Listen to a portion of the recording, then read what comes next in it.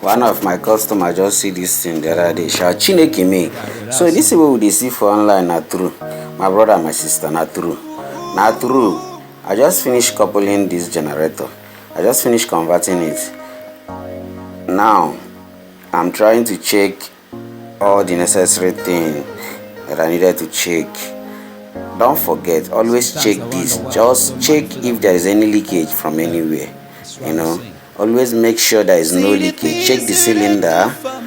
Check the cylinder very well. Make sure you tighten it very well. Make sure you lock it very well. That is very important to avoid leakage. To avoid leakage. You know, it's working perfectly okay. Now on the cylinder, on it a little bit.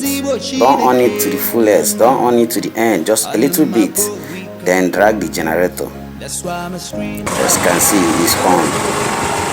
As you can see, it's on. It's steaming. It's powering the house.